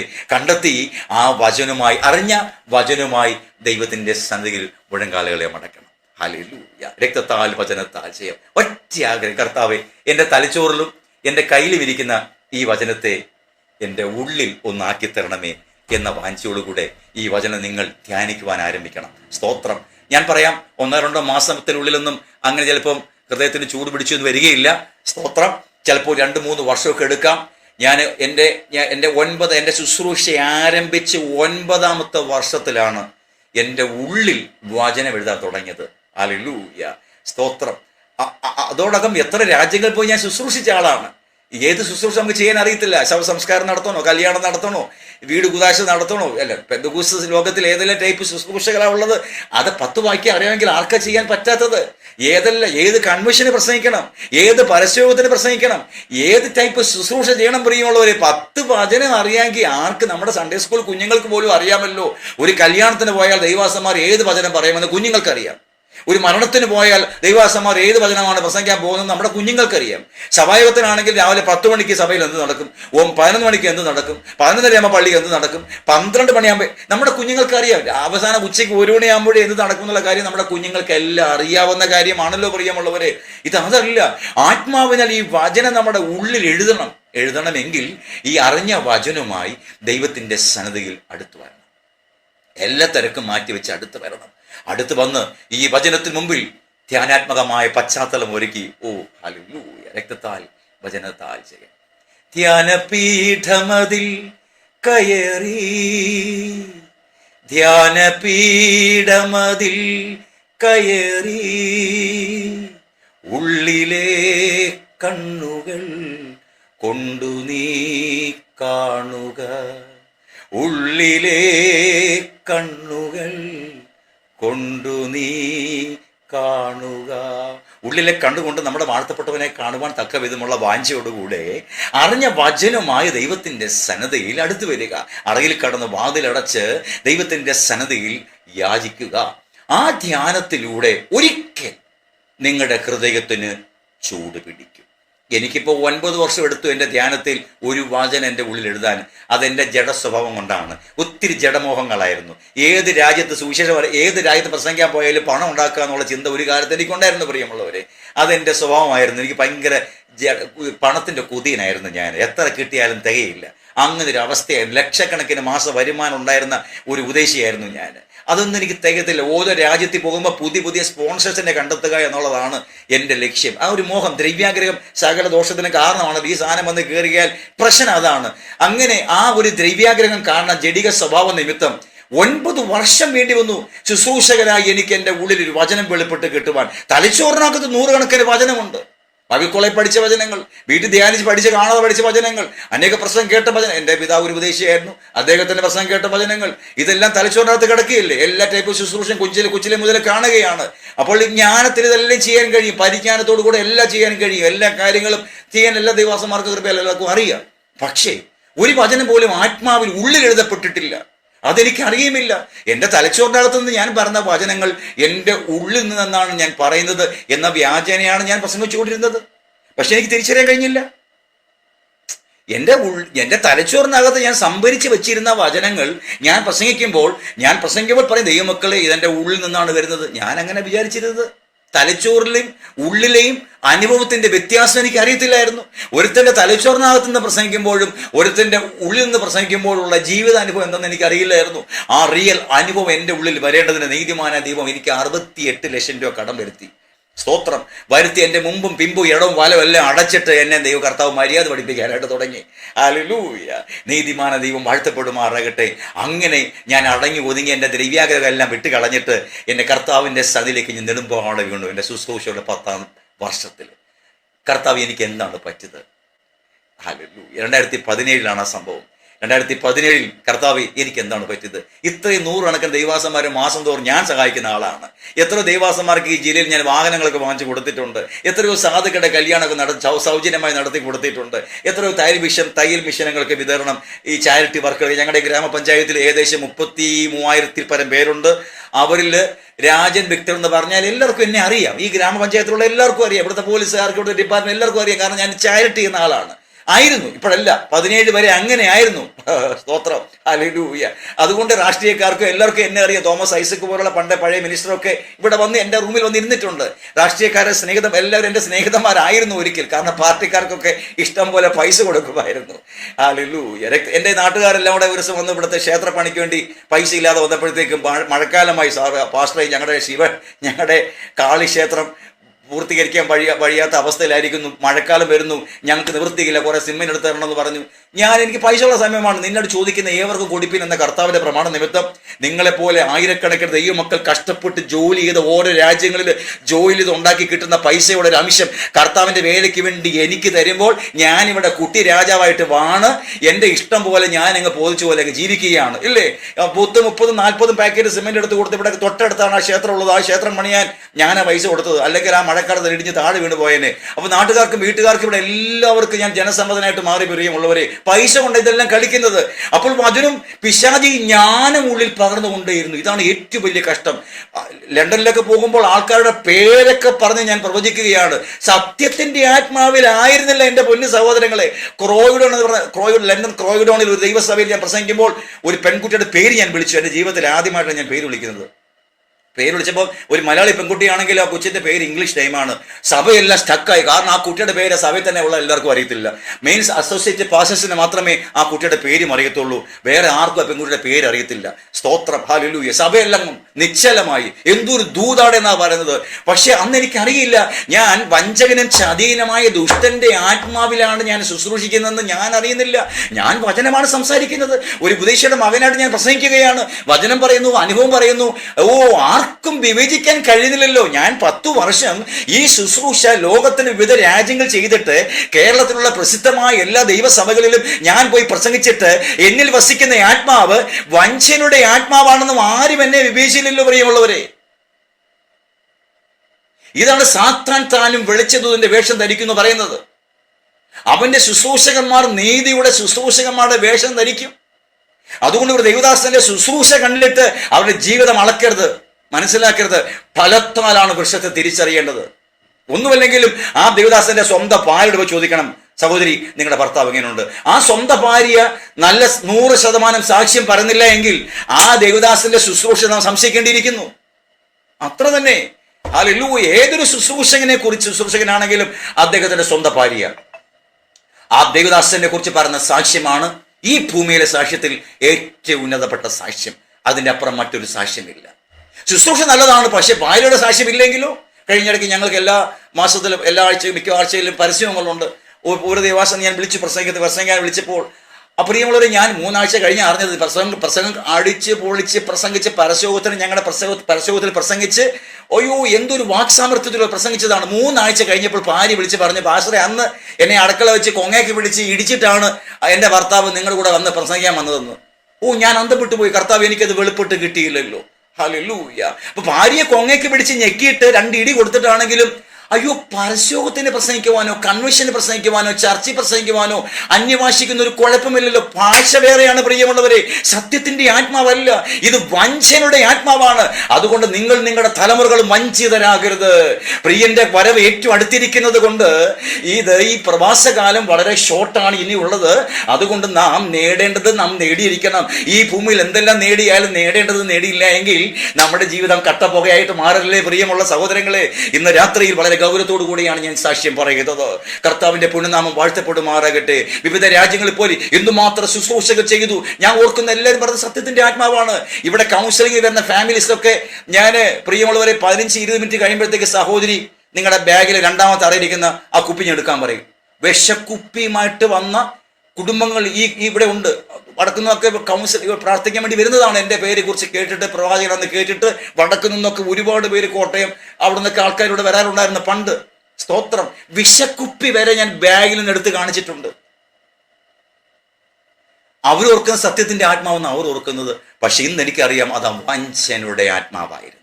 ഓ, ആ കാലഘട്ടത്തിൽ 2017 ഇപ്പുറം വാഴ്ത്തപ്പെട്ട മുമ്പ് കർത്താവ് വന്നിരുന്നെങ്കിൽ ഞാൻ പോവുകയില്ലായിരുന്നു പ്രിയമുള്ളവരെ.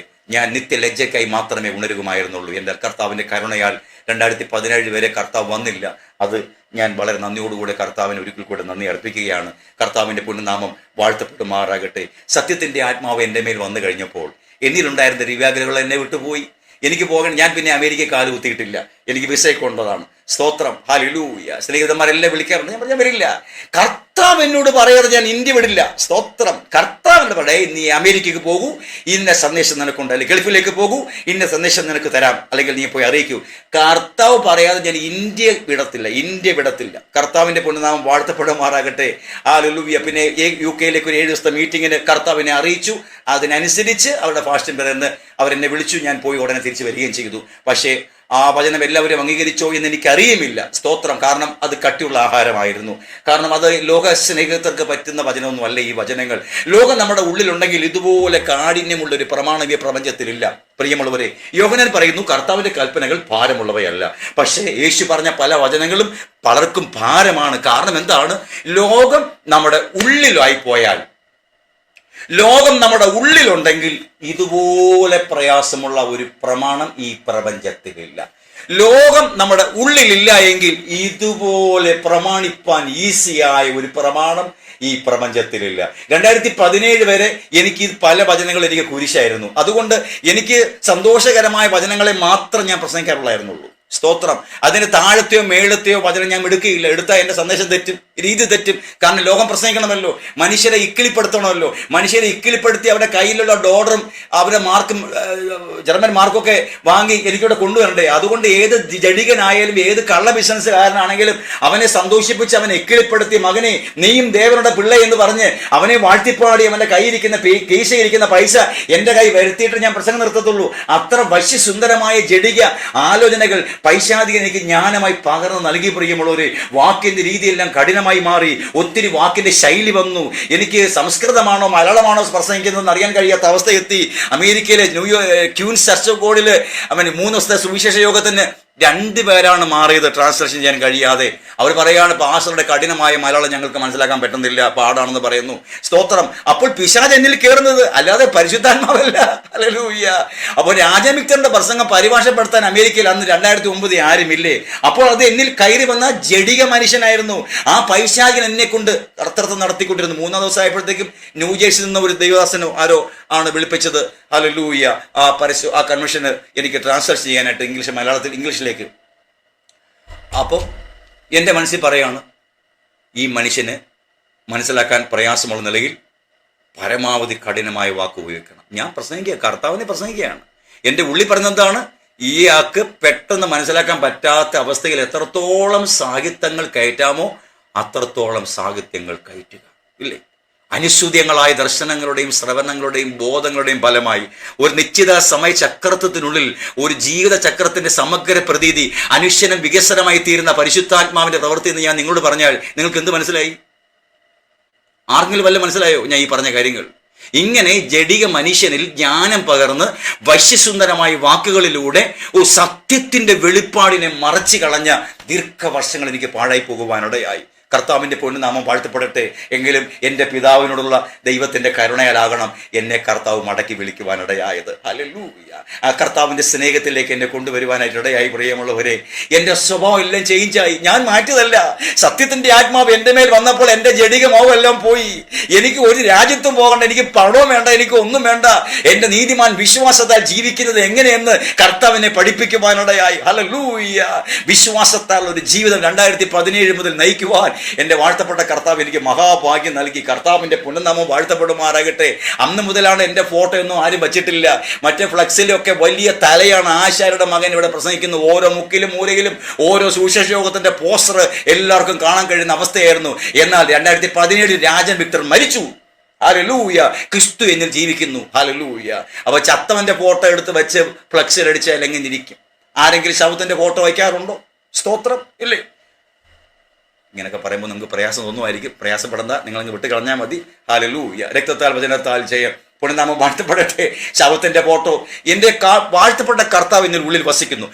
ഞാൻ ഏത് സ്റ്റുഡിയോയിലും വരാം. എൻ്റെ വാഴ്ത്തപ്പെട്ട കർത്താവിൻ്റെ ഫോട്ടോ എടുക്കുവാൻ കഴിവുള്ള ഏത് സ്റ്റുഡിയോയിലുണ്ടെങ്കിൽ ഞാൻ പൈസ മുടക്കി വരാം, ആ ഫോട്ടോ എടുക്കാം. ഞാൻ തന്നെ പൈസ മുടക്കി എത്ര വലിപ്പത്തിൽ വേണമെങ്കിൽ ഞാൻ ഫ്ലെക്സിൽ വയ്ക്കുകയും ചെയ്യാം.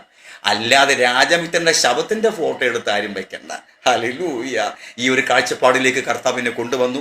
നിങ്ങൾക്ക് ഇഷ്ടമുള്ളതുപോലെ ചെയ്യാം. ഞാൻ എൻ്റെ കാര്യം പറയുകയാണ്. 2017 നീതിമാന ദൈവം എൻ്റെ കണ്ണുകളെ തുറക്കുവാൻ ദൈവത്തിൻ്റെ പ്രസാദം തോന്നി. ഓ ഹല്ലേലൂയ. വാഴ്ത്തപ്പെട്ട കർത്താവായ എൻ്റെ ജീവിതം, ഞാൻ 100 കണക്കിന് വേദിയിൽ പ്രസംഗിച്ചിട്ടും എനിക്ക് വെളിപ്പെടാത്ത സത്യത്തിൻ്റെ വചനം എൻ്റെ ജീവിതത്തിൽ വെളിപ്പെടുത്താൻ തുടങ്ങിയപ്പോൾ എൻ്റെ സ്വഭാവത്തിന് മാറ്റമുണ്ടായി. ഹല്ലേലൂയ. നീതിമാനായ ദൈവത്തിൻ്റെ സ്നേഹം എന്നിലേക്ക് കടന്നു വന്നു. എൻ്റെ ഭാര്യയ്ക്ക് നേരത്തെ വെളിപ്പാട് കിട്ടിയതാണ്. അവള് നേരത്തെ ബാങ്കിൽ ജോലിയായിരുന്നു. കല്യാണം കഴിക്കുമ്പോൾ റിസൈൻ ചെയ്ത് കർത്താവിൻ്റെ വേലയ്ക്ക് വേണ്ടി വന്നതാണ്, എൻ്റെ കൂടെ വന്നതാണ്. അവൾക്ക് പണ്ട് മുതലേ സത്യവചനം വെളിപ്പെട്ട് കിട്ടിയ ഒരു സഹോദരിയാണ് കർത്താവ് എനിക്ക് നൽകിയത്. പക്ഷേ എൻ്റെ ദ്രവ്യാഗ്രഹം അവളെ വല്ലാതെ വേദനിപ്പിക്കും, പ്രയാസപ്പെടുകയും രാത്രി യാമങ്ങളിൽ അവർ കരയും പ്രാർത്ഥിക്കുകയും ചെയ്യുമായിരുന്നു. കർത്താവെ, എൻ്റെ ഭർത്താവിന് കണ്ണൊന്ന് തുറന്നു കൊടുക്കണമേ, യാഥാർത്ഥ്യമായ ക്രിസ്തീയ ജീവിതം എന്തെന്ന് ഒന്ന് വെളിപ്പെടുത്തി കൊടുക്കണമേ. അദ്ദേഹം ജ്ഞാനത്തിന്റെ വശ്യതയിൽ ബന്ധിക്കപ്പെട്ട് കിടക്കുകയാണല്ലോ. സത്യവചനം, വാഴ്ത്തപ്പെട്ട കർത്താവിന്റെ നിർമ്മലമായ ദൈവരാജ്യത്തിന്റെ പ്രിൻസിപ്പിൾ പാലിക്കുവാനും പ്രമാണിപ്പാനും എൻ്റെ ഭർത്താവിൻ്റെ കണ്ണ് തുറക്കണമെന്ന് രാത്രി യാമങ്ങളിൽ എൻ്റെ ഭാര്യയെ ഞാൻ ഉറങ്ങിക്കിടക്കുമ്പോൾ അവൾ പ്രാർത്ഥിക്കുമായിരുന്നു. ഞാൻ ഉണർന്നാൽ അവളെ അടിക്കും. കാരണം ഉറങ്ങേണ്ട സമയത്ത് ഉറങ്ങണം, പ്രാർത്ഥിക്കേണ്ട സമയത്ത് പ്രാർത്ഥിക്കണം. കാരണം ഇന്ന് ജഡമല്ലേ വസിക്കുന്നത്. ഹല്ലേലൂയ. ശുശ്രൂഷയ്ക്ക് ഒരു കോട്ടവും ഇല്ല. ഏത് ശുശ്രൂഷ ചെയ്യാം, ഏത് പള്ളിയിൽ പോയി പ്രസംഗിക്കാം, ആരും നമ്മളെ വിഭജിക്കില്ല. എന്തൊരു കഷ്ടമാണ് പ്രിയമുള്ളവരെ. ഈ ദുഷ്ട ആത്മാവിൽ ഞാൻ ഇത്രയും വർഷം പ്രസംഗിച്ച് നടന്നിട്ട് ഈ ലോകത്തിൽ ഒരു മനുഷ്യൻ എന്നെ പിടിച്ചില്ലല്ലോ, ആരും എന്നെ തിരിച്ചറിഞ്ഞില്ലല്ലോ. എന്തൊരു കഷ്ടമാണിത്. സത്യത്തിന്റെ ആത്മാവ് അപ്പൊ എത്ര പേരുടെ മേലുണ്ട്. കേരളത്തിൽ എന്തുമാത്രം സഭകളിൽ എവിടെയെല്ലാം ഞാൻ പോയി, ബാംഗ്ലൂർ എവിടെയൊക്കെ സംസ്ഥാനമുണ്ട് അവിടെയെല്ലാം ഞാൻ പ്രസംഗിച്ചതല്ലേ. എത്ര സഭകളിൽ ആയിരക്കണക്കിന് 10,000-കണക്കിന് അംഗബലമുള്ള വലിയ സഭകൾ പോയി പ്രസംഗിച്ചിട്ട് അവരെല്ലാവരും എൻ്റെ പ്രസംഗം കേട്ട് വാചാലരായി ഇങ്ങനെ ഇളകി കുറെ പൈസ തന്നതല്ലാതെ ഇവന്റെ മേൽ വ്യാപരിക്കുന്നത് ഫോസ്കിന്റെ ആത്മാവാണെന്ന് ആരും എന്നെ വിഭജിച്ചില്ല. എനിക്ക് അതാണ് ഏറ്റവും വലിയ സങ്കടം. എന്നെ ആരും വിഭജിച്ചില്ല. എൻ്റെ പ്രിയ സഹോദരി സഹോദരന്മാരെ, ഒരു മനുഷ്യൻ പ്രയത്നിച്ച് അധ്വാനിക്കുന്ന പ്രയത്നഫലം കൊണ്ട് അവൻ്റെ ജീവനം നല്ലതാണ്, ശരിയാണ്. പക്ഷേ ഇത് പുഴുവും തുരുമ്പ് കെടുക്കുകയും കള്ളന്മാർ തുറന്ന് മോഷ്ടിക്കുന്നതാണ്. അതുകൊണ്ട് നശിച്ചു പോകുന്ന ആഹാരത്തിനായിട്ടല്ല, നിലനിൽക്കുന്ന ആഹാരത്തിന് വേണ്ടി പരിശ്രമിപ്പിൻ എന്ന് കർത്താവ് പറയുന്നു. നിങ്ങൾ ലോകത്തെയും ലോകത്തിൽ ഉള്ളതിനെ സ്നേഹിക്കരുത്. ലോകത്തെ സ്നേഹിക്കുന്നവൻ ദൈവത്തിന് ശത്രുവാണ്. അയ്യോ, അങ്ങനല്ലേ അതിൻ്റെ അർത്ഥം? ക്ഷമിക്കണം, ഞാൻ സമയം നോക്കിയില്ല. Oh Jesus, hallelujah, thank you, ആമേൻ. ലോകത്തെ സ്നേഹിക്കുന്നവൻ ദൈവത്തിന് ശത്രുവാണ്. അപ്പൊ ലോകത്തെ സ്നേഹിച്ചുകൊണ്ട് നമ്മൾ എന്തെങ്കിലും കാര്യം ഇവിടെ മനുഷ്യർ കാണുക, വീട്ടുകാർ കാണുക, ചാർച്ചക്കാർ കാണുക നമ്മൾ നേടുകയാണെങ്കിൽ, നമ്മൾ ലോകത്തെ സ്നേഹിക്കുകയാണെങ്കിൽ, നാം സേവിക്കുകയും ഭജിക്കുകയും ആരാധിക്കുകയും ചെയ്യുന്ന നമ്മുടെ കർത്താവിന് നാം ശത്രുവായി മാറുകയല്ലേ? നമ്മുടെ കർത്താവിനെ മിത്രമാക്കിക്കൊണ്ട് നമുക്ക് ലോകത്തെ സ്നേഹിക്കാൻ പറ്റുമോ? നിങ്ങൾ ലോകത്തെയും ലോകത്തിൽ ഉള്ളതിനെ സ്നേഹിക്കരുത്. ഇനി ലോകത്തിൽ വസിക്കുന്നവൻ ലോകത്തിൽ വസിക്കാത്തവനെ പോലെ ആയിരിക്കണം. ഈ ലോകത്തിന്റെ രൂപം ഒഴിഞ്ഞു പോകുന്നുവല്ലോ എന്നാണ് അവർ പഠിപ്പിച്ചത്. നിങ്ങൾ ഓർത്തു കൊള്ളണമേ. ഭൗമികമായ കാര്യങ്ങളെക്കുറിച്ച് പറയുമ്പോൾ നമുക്ക് ഒരു പ്രയാസം ഉണ്ടാകരുത്. സ്തോത്രം. നമ്മുടെ വാഴ്ത്തപ്പെട്ട കർത്താവ് ഭൗമികമായത് തരുവാനല്ല ഈ ഭൂമിയിൽ ഒന്ന് ക്രൂശിക്കപ്പെട്ടത്. ഏതെനിൽ വസ്തുവകകളൊന്നും ആദാമിനെ നഷ്ടപ്പെട്ടു പോയില്ല. അയാൾക്ക് ഇഷ്ടമുള്ള സ്ഥലത്തെല്ലാം പോയി കൃഷി ചെയ്യാം, എല്ലാം ചെയ്യാം.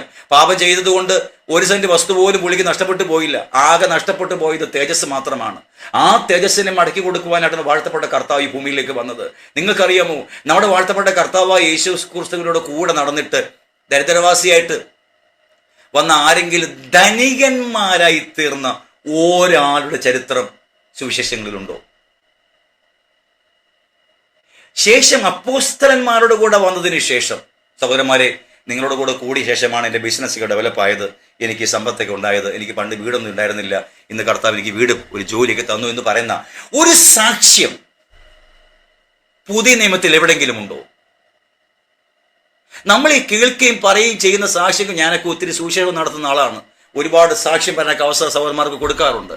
അവർ പറയും, പാസ്റ്റർ ഞങ്ങൾക്ക് ഒരിക്കലും ഒരു സാക്ഷ്യം പറയണം, അവസരം തരണം. ഞാൻ കൊടുക്കാറുണ്ട്. സ്തോത്രം. ഇവരൊക്കെ പറഞ്ഞ സാക്ഷ്യം എന്താണ്? ഞാൻ ദരിദ്രവാസിയായിരുന്നു, ഒന്നുമില്ലാത്തവരായിരുന്നു, ഞാൻ യേശുവിനെ അറിഞ്ഞു, എനിക്കിപ്പം കോടീശ്വരനായി. അല്ലെങ്കിൽ ഞാനൊരു ബിസിനസ്സുകാരനായിരുന്നു, എല്ലാം പൊളിഞ്ഞു പോയി. അങ്ങനെ ആത്മഹത്യ ചെയ്യാൻ വേണ്ടിയിരുന്നപ്പോൾ കർത്താവിനെ കണ്ടു, രക്ഷകനായി സ്വീകരിച്ചു, പള്ളിയിലേക്ക് ചേർന്നു. അങ്ങനെ സ്തുതിച്ച് പാടി ആരച്ച് കുറേ നാൾ കഴിഞ്ഞപ്പോൾ എൻ്റെ നഷ്ടപ്പെട്ടു പോയത് അല്ലെങ്കിൽ തിരിച്ചു കിട്ടി. ഇപ്പോൾ പണ്ടത്തിനേക്കാൾ വളരെയധികം ഞാൻ ഡെവലപ്പായി, ഒരുപാട് പേരെ ഞാൻ സഹായിക്കുന്നു, ഒരുപാട് ചാരിറ്റി വർക്ക് ചെയ്യുന്നു എന്ന് പറഞ്ഞ് കേൾക്കുന്ന ഈ സാക്ഷ്യം ലോകക്കാർ കേൾക്കുമ്പോൾ ലോകത്തിന് വെളിപ്പെട്ട് കിട്ടുന്ന യേശു ഏത് യേശുവാണ് പ്രിയമുള്ളവരെ? മറ്റൊരു യേശുവിനെ അല്ലേ വെളിപ്പെട്ട് കിട്ടുന്നത്. കട്ടിയായിട്ടുള്ള ആഹാരമാണ് ഞാൻ നിങ്ങൾക്ക് തരുന്നത്. ശിശുക്കളായിരിക്കുന്നവർക്ക് ഈ ആഹാരം ദഹിക്കില്ല. തഴക്കത്താൽ അഭ്യസിക്കപ്പെട്ട ഇന്ദ്രിയങ്ങളുള്ള പ്രായം തികഞ്ഞവർക്കേ കട്ടിയായിട്ടുള്ള ആഹാരം പറ്റത്തുള്ളൂ, ഈ ആഹാരം പറ്റുകയുള്ളൂ. നിങ്ങൾ ചിന്തിച്ചു നോക്കൂ.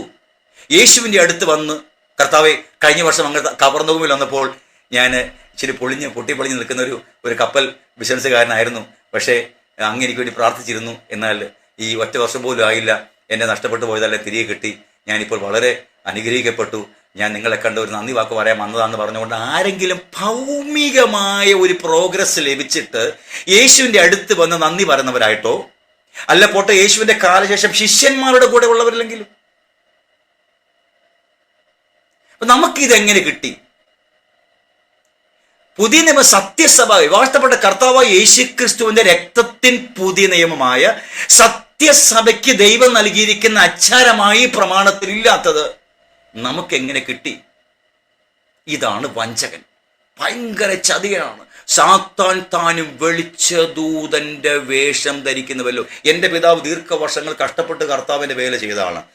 ഞങ്ങൾക്ക് ഓർമ്മ വെച്ച കാലം മുതലേ പട്ടിണിയൊക്കെ കടന്ന്, ഇഷ്ടംപോലെ പട്ടിണിയൊക്കെ കടന്ന് ഞങ്ങൾ ഒത്തിരി ബുദ്ധിമുട്ട് അനുഭവിച്ചതാണ്. അപ്പോൾ ഞങ്ങളുടെയൊക്കെ ആഗ്രഹം വലുതാകുമ്പോൾ ദൈവം ഞങ്ങൾക്ക് വേണ്ടി വലിയ വഴിയൊക്കെ തുറന്ന് ഞങ്ങളുടെ പട്ടിണിയൊക്കെ മാറി ഞങ്ങളൊക്കെ എല്ലാവരും കോടീശ്വരന്മാരാകുമെന്നൊക്കെ ഞങ്ങൾ വിചാരിച്ച് കാത്തിരുന്നു. ഞങ്ങളങ്ങ് പ്രതീക്ഷിക്കുകയും ചെയ്തു.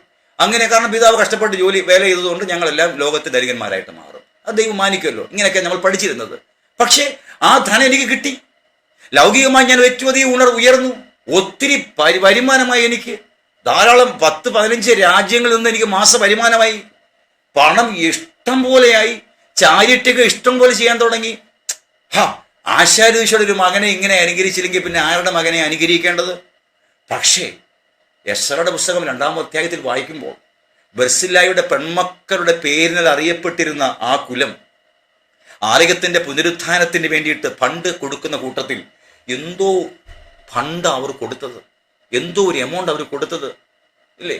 അടിമദേശത്ത് ബാബേലിൽ അടിമകളായിരിക്കെ ആ ഒരു കുലം എങ്ങനെ ഇത്ര ധനികരായത്? അവരുടെ വല്യപ്പച്ചൻ ആരായിരുന്നു? ദാവീദിന്റെ കഷ്ടതയിൽ മരുഭൂമിയിൽ അവരെ സഹായിച്ച ഒരു വന്യവയോധകനാണ് ബർസില്ലായി. 4-5 പ്രഭുക്കന്മാർ അവർക്ക് ആഹാരം കൊടുത്തു. അതിൽ ഒരാളാണ് ബർസില്ലായി കേട്ടോ. ദാവീദ് കഷ്ടത്തിലായപ്പോൾ ആഹാരം എത്തിച്ചു കൊടുത്ത ഒരു മനുഷ്യൻ. അയാളുടെ പിൻതലമുറ, അദ്ദേഹത്തിന് ആൺമക്കളില്ല, പെൺമക്കളുടെ പേരിലാണ് ആ കുലം അറിയപ്പെട്ടിരുന്നത്. ആ 5-6 തലമുറ കഴിഞ്ഞപ്പോൾ ഈ മക്കളെല്ലാം കൂടെ ബാബേൽ പ്രവാസത്തിലേക്ക് പോയി.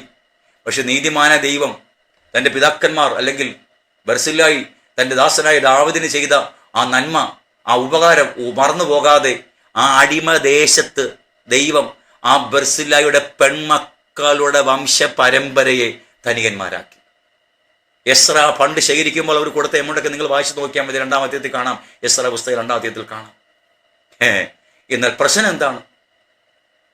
ദൈവത്തെ മാനിച്ച ദൈവം തന്നെ മാനിക്കും. പണ്ട് 2017 വരെ ഞാൻ അവിടം വരെ പ്രസംഗിക്കുള്ളൂ. അതിന്റെ ബാക്കി ഞാൻ പ്രസംഗിക്കത്തില്ലായിരുന്നു, കാരണം എന്നെ കുത്തും.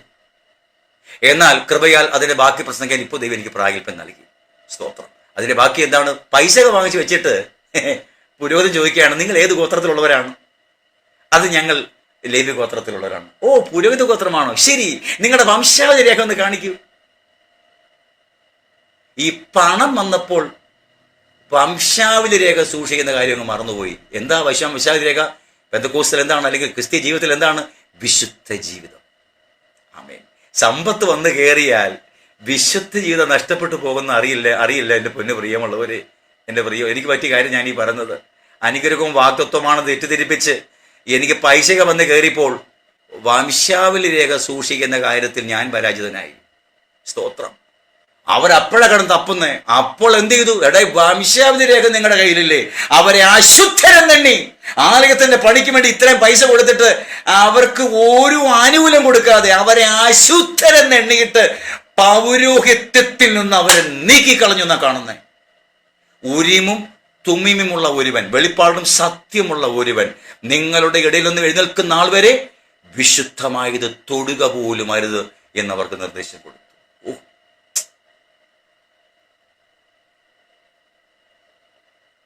വെളിപ്പാട് സത്യം നഷ്ടപ്പെട്ടു പോയത് ഞാൻ അറിഞ്ഞില്ല.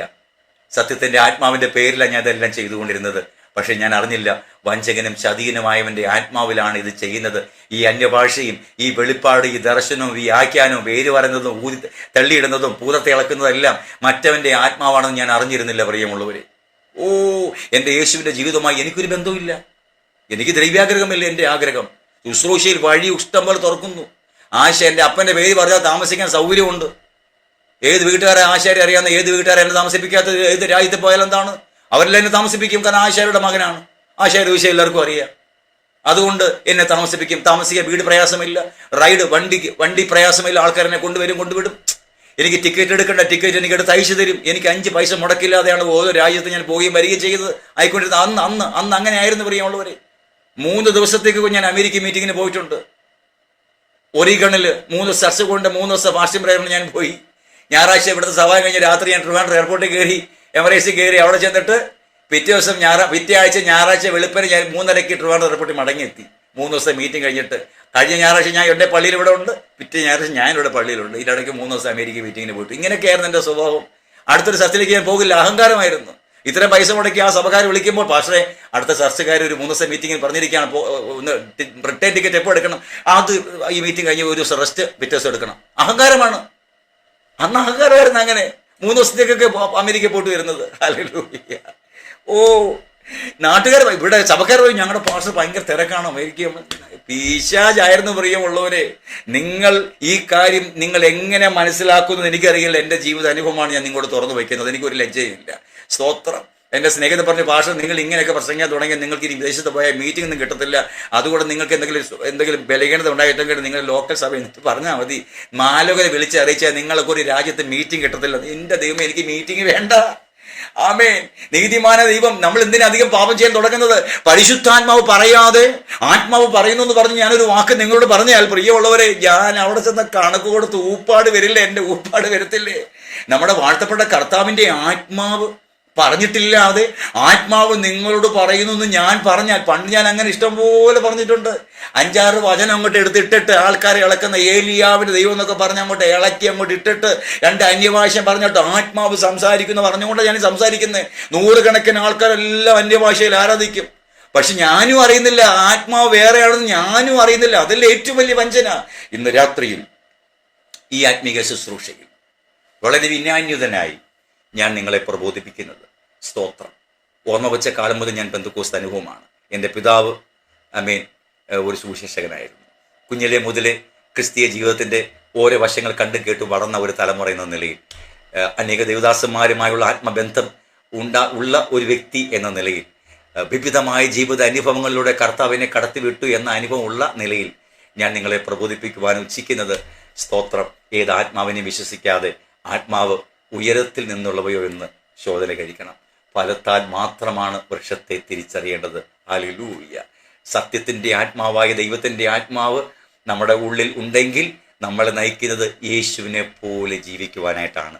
ആ സത്യത്തിൻ്റെ ആത്മാവ് പിതാക്കന്മാർക്ക് കിട്ടിയപ്പോഴാണ് അവരിൽ ആരോ എഴുതിയത്, യേശുവെ പോലെ ആകുവാൻ, യേശുവിൻ വാക്കു കാക്കുവാൻ, യേശുവെ നോക്കി ജീവിപ്പാൻ, ഇവയെ കാംക്ഷിക്കുന്നു ഞാൻ. ക്രിസ്തുവിൻ്റെ ആത്മാവ് അവൻ്റെ മേൽ ഉള്ളതിൻ്റെ വ്യക്തമായ തെളിവാണ് ആ വരികൾ. എന്നാൽ ഈ തലമുറ എന്താ പാടുന്നേ? യേശുവെ പോലെ ആരുമില്ല, യേശുവെ പോലെ ക്രിസ്തുവിൻ്റെ ആത്മാവിനെ ദൈവം നിനക്ക് നൽകിയത് ക്രിസ്തുവിനെ പോലെ ആരുമില്ല എന്ന് പറയാനല്ല. അത് പിശാച് പറയുന്നുണ്ട്. അയ്യോ, ക്രിസ്തുവിനെ പോലെ ജീവിക്കുവാനായിട്ടാണ് ക്രിസ്തുവിന്റെ ആത്മാവിനെ നൽകിയിരിക്കുന്നത്, ഇല്ലേ? ക്രിസ്തുവിന് വേണ്ടി ഒരു മൊബൈൽ ഫോൺ പോലും വിട്ടുകളയാൻ ആൾക്കാർക്ക് പ്രയാസമാണല്ലോ. പിന്നെ വസ്തുവകകൾ. Oh Jesus. സഹായിയെ വിളിച്ച് പറയാണ്, സഹായി ഇറങ്ങി വേടാ, ഞാൻ നിന്റെ വീട്ടിലേക്ക് വരാൻ വേണ്ടി പോവുകയാണ്. അത്രേ കർത്താവ് പറഞ്ഞുള്ളൂ. പക്ഷേ ഇറങ്ങി വന്ന ഉടനെ സഹായി എന്താ പറഞ്ഞേ? സ്തോത്രം. സമയം നോക്കട്ടെ, ക്ഷമിക്കണം. സഹായി എന്താണ് പറഞ്ഞത്? കർത്താവേ, ഞാൻ എൻ്റെ വസ്തുവകകളുടെ നേരെ പകുതി ദരിദ്രർ കൊടുക്കാൻ വേണ്ടി പോവുകയാണ്. യേശു അത് ചോദിച്ചോ? യേശു അത് പറഞ്ഞോ? രണ്ടാമത് ബാക്കി പകുതിയുണ്ട്. ഞാൻ അന്യമായി എന്തെങ്കിലും ഞാൻ ചതിച്ച് വാങ്ങിയിട്ടുണ്ടെങ്കിൽ അതിൻ്റെ 4 ഇരട്ടി ഞാൻ തിരിച്ചു കൊടുക്കുന്നുണ്ട്. ഇദ്ദേഹത്തിൻ്റെ ജോലി ചുങ്കക്കാരനാണ്. നേരെ ചൊവ്വേ പണം പിരിച്ച ജോലിയല്ല ഇദ്ദേഹത്തിൻ്റെ ജോലി, പിടിച്ചു പറിച്ച ജോലിയാണ്. ഇയാൾക്ക് സമ്പാദ്യം മൊത്തം അതാണ് അല്ലേ. അങ്ങനെയാണെങ്കിൽ ബാക്കി പകുതിയിൽ 4 ഇരട്ടി തിരിച്ചു കൊടുക്കുകയാണെങ്കിൽ പുള്ളിക്കാരന് മിച്ചം ബാക്കി എന്തോ ഉണ്ടാകും? മിക്കവാറും ഒന്നും കാണത്തില്ലായിരിക്കും അല്ലേ. അങ്ങനെ പോയ മനുഷ്യൻ ഒരു 1.5 വർഷം കഴിഞ്ഞപ്പോഴത്തേക്കും ഇദ്ദേഹം പഴയ ധനികനായിട്ട് മാറി, അല്ലെങ്കിൽ മറ്റൊരു വഴി തുറന്ന് ഒരു ധനികനായിട്ട് മാറിയിട്ട് യേശുവിൻ്റെ അടുത്തൊന്ന് പറയുകയാണ്, അല്ലെങ്കിൽ പോട്ട് യേശുവിൻ്റെ കാലം കഴിഞ്ഞ ശേഷം അദ്ദേഹം ധനികനായി മാറുന്നതായിരിക്കും. ശിഷ്യന്മാരുടെ അടുത്ത് വരികയാണ്, ശിഷ്യന്മാരെ എന്നെ നിങ്ങൾക്ക് ഓർമ്മയുണ്ടോ? ഇല്ല.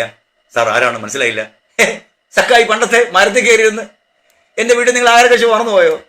അന്ന് ഞാൻ യേശുവിനോട് വാക്ക് കൊടുത്ത പോലെ ഞാൻ അധ്വാനിച്ച് ഉണ്ടാക്കിയതെല്ലാം ഞാൻ എല്ലാവർക്കും വിധിച്ചു കൊടുത്തു. ഞാൻ ഒന്നുമില്ലാത്തവനായിപ്പോയി. കുറച്ച് നാൾ വാടക വീട്ടിൽ താമസിക്കേണ്ടി വന്നു. എങ്കിൽ ഞാൻ വിശ്വാസം തള്ളിക്കളഞ്ഞില്ല. യേശുവിനെ കാണാൻ ശ്രമിച്ചിരുന്നു, പിന്നെ എനിക്ക് കഴിഞ്ഞിരുന്നില്ല. പക്ഷേ ഞാൻ ഇപ്പോൾ മനസ്സിലാക്കി, നിങ്ങൾ ഇന്ന സ്ഥലത്ത് കർത്താവിൻ്റെ വേല ചെയ്യാൻ വരുന്നുവെന്ന് ഞാൻ അറിഞ്ഞു. ശിഷ്യന്മാർ വരുന്നറിഞ്ഞ് നിങ്ങൾ എനിക്ക് കാണാൻ വേണ്ടി ഞാൻ വന്നു. അതിനുവേണ്ടി ഞാൻ ഇവിടെ വന്നു. ഇത്രയും ദൂരം യാത്ര ചെയ്ത് വന്നതാണ്. എനിക്ക് അന്ന് നഷ്ടപ്പെട്ടു പോയതിൻ്റെ 7 ഇരട്ടി എൻ്റെ കർത്താവ് എനിക്ക് തന്നു. ഇങ്ങനത്തെ സാക്ഷ്യം വല്ലോ നിങ്ങൾ ബൈബിൾ വായിക്കുന്നുണ്ടോ പുതിയ നിയമത്തിൽ? ഈ ചിന്ത ഞാൻ നിങ്ങൾക്കിടുകയാണ്. നിങ്ങൾ പരിശുദ്ധാത്മാവിൻ്റെ സഹായത്താൽ ഈ ചിന്തകളെ ധ്യാനിക്കുക. സത്യമായത്, രമ്യമായത്, സൽകീർത്തിയായത്, പുകഴ്ചയായത്, നിത്യമായത്, പവിത്രമായത്, വിശുദ്ധമായത്, നിലനിൽക്കുന്നത്, സ്വർഗീയമായത്, പുഴുവും തുരുമ്പും കെടുക്കാത്തത്, കള്ളന്മാർക്ക് തുറന്നു മോഷ്ടിക്കുവാൻ കഴിയാത്തത്, നിത്യജീവന്റെ സ്വർഗീയ മഹിമയിലും ഉല്ലസിപ്പാൻ വക നൽകുന്ന ഈ സ്വർഗീയ രാജാവിൻ്റെ മഹത്തരമായ ദൈവിക സന്ദേശത്തിനായിട്ട് നിങ്ങളുടെ ഹൃദയത്തെ, മനസ്സുകളെ നിങ്ങൾ ഏകാഗ്രമാക്കിയിട്ട് ഈ വചനവുമായി നിങ്ങളുടെ മുറിയിലേക്ക് നിങ്ങൾ കയറണം. രഹസ്യമായി കയറണം. സത്യത്തിൻ്റെ ആത്മാവിൻ്റെ സഹായത്താൽ നിങ്ങൾ കയറണം. സത്യമായത് നിങ്ങൾക്ക് വെളിപ്പെടുത്തി തരും. ആത്മപൂർണ്ണൻ ഭ്രാന്തൻ എന്നാണ്. യേശുവിൻ്റെ വചനപ്രകാരം ഒരുവൻ അവിടെ ജീവിക്കാൻ തുടങ്ങിയാൽ നാട്ടുകാർ നമുക്കിടുന്ന പേര് ഭ്രാന്തൻ എന്ന് തന്നെ ആയിരിക്കും. അല്ലാതെ നല്ലൊരു ആത്മീകനാണെന്ന് ആരും പറയുകയില്ല. കാരണം നമ്മുടെ ഈ ലോകം നമുക്ക് താൽക്കാലികമാണ്. ഇത് കാണുന്ന ലോകം നമുക്ക് യാഥാർത്ഥ്യമല്ല. നമ്മളിവിടെ വെറും അന്യരും പരദേശികൾ മാത്രമാണ്. വരുവാനുള്ളതിന് വേണ്ടി മാത്രമാണ് നമ്മൾ കാത്തിരിക്കുന്നത്. അതുകൊണ്ട് നിങ്ങളുടെ കുഞ്ഞുങ്ങളെ ലോകത്തിൻ്റെ സ്നേഹത്തിലേക്ക് നയിപ്പാൻ കൂട്ടാക്കാതെ അവരുടെ ഉള്ളിൽ ലോകം കയറിയാൽ അതിനിറക്കാൻ പാടാണ്. നമ്മുടെ കുഞ്ഞുങ്ങളുടെ ഉള്ളിൽ ലോകം കയറുന്നതിന് മുൻപേ ദൈവരാജ്യത്തിൻ്റെ പ്രിൻസിപ്പൾ അകത്ത് കയറ്റേണ്ടതിന്, നിർമ്മലമായ സത്യത്തിൻ്റെ വചനം അവരുടെ ഉള്ളിൽ കൊടുക്കേണ്ടതിന്, ഉണ്മാനും ഉടുപ്പാനും ഉണ്ടെങ്കിൽ മതി എന്ന് വയ്ക്കുന്ന ആ സ്വർഗീയവും പവിത്രമായ ദൈവിക ആലോചനകൾക്ക് അനുസരണമായി നമ്മുടെ നടപ്പുകൾ ക്രമപ്പെടുത്തുവാൻ ആത്മാവായവൻ നിങ്ങളെല്ലാവരെയും സഹായിക്കുമാറാകട്ടെ. നിത്യസ്നേഹത്താൽ നമ്മളെ സ്നേഹിച്ചു അവിടുത്തെ കരുണയിൽ നമ്മളെ നടത്തുന്ന മഹാദൈവം എന്നുമൊന്നും വാഴ്ത്തപ്പെട്ടവൻ. ഹല്ലേലൂയ. നിത്യരക്ഷകൻ, സകലത്തിലും കാരണബോധനമായ സർവശക്തനായ ദൈവം നിങ്ങളെ അനുഗ്രഹിക്കട്ടെ. സത്യത്തിന്റെ പാതയിൽ നിങ്ങൾ ഇവിടെ ഇങ്ങനെ ആയിരിക്കുന്നത് പോലെ അക്കരെ നാട്ടിലും ആരും നഷ്ടപ്പെട്ടു പോകാതെ ഒരുമിച്ച് നമുക്ക് അവനോടുകൂടെ അവിടെയും വാഴാം. പാരിലാരും പാടിയിട്ടില്ലാത്ത പാട്ട് നമ്മൾ പാടും. പാരിലാരും ചൂടിയിട്ടില്ലാത്ത വാടാമുടി നാം ചൂടും. ജീവന്റെ നാഥനാം, ത്യാഗം സഹിച്ചവനാം നമ്മുടെ സ്നേഹ മണവാളനോടുകൂടെ സിയോൻ പൂരിയിൽ നമ്മൾ വാഴും. നിത്യനും ബലവാനും പരിശുദ്ധനുമായ ദൈവം അവൻ നമ്മളെ ഇന്ന് രാത്രി ആഹ്വാനം ചെയ്യുകയാണ്. ഇനിയും നിങ്ങളുടെ ദേഹി സംബന്ധിച്ച് നടക്കേണ്ട പണികളിൽ നിങ്ങൾ ശ്രദ്ധാലുവായിരിക്കണം. നിങ്ങളുടെ ആത്മാവിൽ ഇനി നടക്കേണ്ട പണിയെക്കുറിച്ച് നിങ്ങൾ ബോധവാന്മാരായിരിക്കണം. സ്തോത്രം. നിങ്ങളുടെ ദേഹിയിൽ നിങ്ങളുടെ ഹൃദയ വിചാര വികാര ഭാവ സമ്മിശ്ര ലയമെന്ന ഒറ്റ വാക്കിൽ വിശേഷിപ്പിക്കാവുന്ന നമ്മുടെ രണ്ടാം വ്യക്തിത്വമായ ജഡമനുഷ്യന്റെ പരിപാലനം വെളിപ്പെടുന്ന ദേഹി എന്ന ആ വ്യവസ്ഥയിൽ കടന്നു കൂടിയിരിക്കുന്ന വചനവിരുദ്ധമായ മോഹങ്ങളെ നിർമ്മലമായ വചനത്താൽ തന്നെ വെട്ടി നുറുപ്പാക്കിക്കൊണ്ട്, സ്തോത്രം, ഞാൻ പറഞ്ഞതുപോലെ ദാവീദിന് ബലം കൂടിയും ശൗൽ ഗ്രഹം ക്ഷയിച്ച് വന്നു കാണുന്നു. പുണ്യനാമം വാഴ്ത്തപ്പെടുമാറാകട്ടെ. നമ്മുടെ ആത്മമനുഷ്യന് ബലം കൂടിയും നമ്മുടെ ജഡമനുഷ്യന്റെ ബലം ക്ഷയിച്ചും വരട്ടെ. ഇങ്ങനെ നല്ലവനും വിശ്വസ്തനുമായ ദാസനെ എന്ന കുളിർമയുള്ള വിളി നമുക്ക് എല്ലാവർക്കും കേൾക്കാം. മാറാനാഥ, നമ്മുടെ കർത്താവ് വരുന്നു. ഈ വചനങ്ങളാൽ ദൈവം നിങ്ങളെല്ലാവരെയും വിശുദ്ധീകരിക്കുമാറാകട്ടെ.